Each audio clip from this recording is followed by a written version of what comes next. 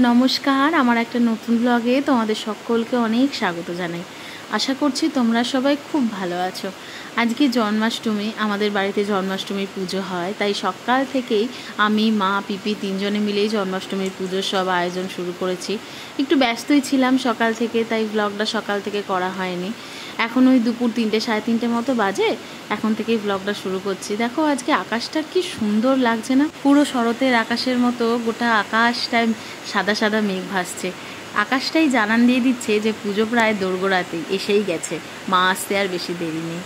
যাকে আর একটা কথা বলি, আমি যখন ভয়েস ওভারটা দিচ্ছি তখন খুব বৃষ্টি হচ্ছে, তাই একটু আওয়াজও হচ্ছে, কিছু মনে করো না প্লিজ। এবার চলে এসেছি রান্নাঘরে। ঠাকুরের ভোগগুলো সব রেডি করতে হবে। ঠাকুরমশাই চলে আসবেন 5টা নাগাদ বলেছেন, তাই বেশি আর দেরি করলে হবে না। এসেই দেখছি পিপি তালের বড়া ভাজা অলরেডি শুরু করে দিয়েছে। বেশ কিছুটা ভাজা হয়েও গেছে, আর একটু বাকি আছে, সেইগুলোও এখন ভেজে নিচ্ছে।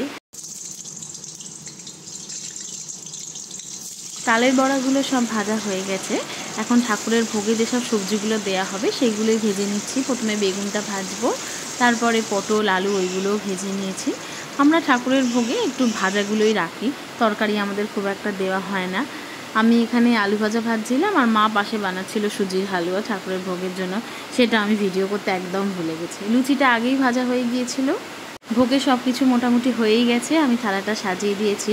আর মালপোয়াগুলো মা আগের দিনকেই করে রেখে দিয়েছিল, সেটা ঠাকুর ঘরে গিয়ে সাজিয়ে দেবো। একটা ঘট বসানো হবে, তাই এখানটা আলপনা দিয়েছি, আর এইখানের এই চৌকিটাতে আলপনা দিয়েছি। এখানে গোপালদের বসানো হবে, আমাদের দুটো গোপাল। খুব একটা ভালো হয়নি, আমি যতটা পেরেছি ততটা চেষ্টা। এখন 4:30 মতো বাজে। এবার ফল টলগুলো কেটে নিই, বাকি তো সব রেডি হয়েই গেছে। ফলগুলো কেটে নিলেই আর মোটামুটি টুকটাক ছোট্টখাটো কিছু বাকি আছে, সেগুলো হলেই সব জোগাড় হয়ে যাবে। তারপর 5টা নাগাদ ঠাকুরমশাই তো আসবেন বলেছেন, দেখা যাক কটায় আসে। চলো এবার ফলগুলো সব কেটে নিই। রাধাকৃষ্ণকে সাজানো হয়ে গেছে, মা নতুন জামা কাপড়, হার, মুকুট সব দিয়ে সাজিয়ে দিয়েছে, আমি মালা পরিয়ে দিয়েছি। গোপালকেও মা সুন্দর করে সব কিছু নতুন দিয়ে সাজিয়ে দিয়েছে, আমি মালাটা পরিয়ে সিংহাসনে বসিয়ে দিয়েছি। ফল টল সব কাটা হয়ে গেছে, ঠাকুরের কাছে সব কিছু সাজিয়ে গুজিয়ে দিয়ে দিয়েছি। যতটা আমাদের সাধ্যের মধ্যে ছিল আমরা ঠাকুরের জন্য সেটা করার চেষ্টা করেছি। এবার ঠাকুরমশাইও এসে গেছে, পুজোও শুরু হয়ে যাবে।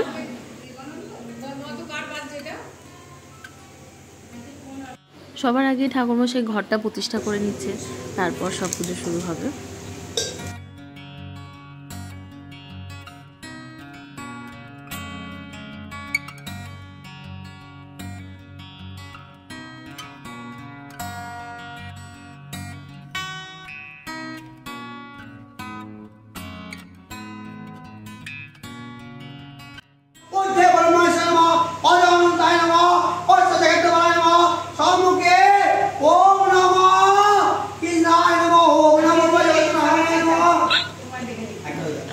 কি জোরে জোরে চেঁচাচ্ছ গো তুমি?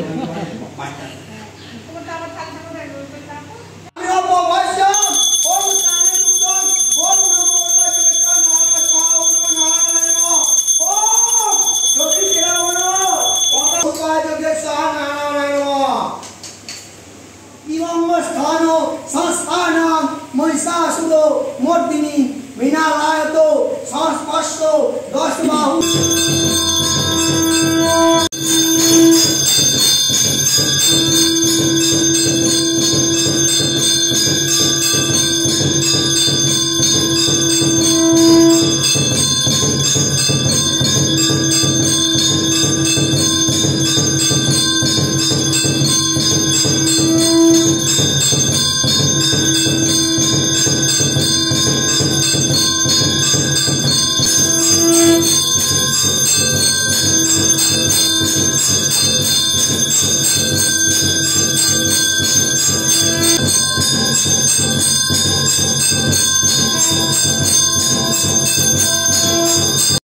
শঙ্খচক্র গদা পদ্মধারী নারায়ণ, দৈব কিরুদরে জন্ম কিসের কারণ?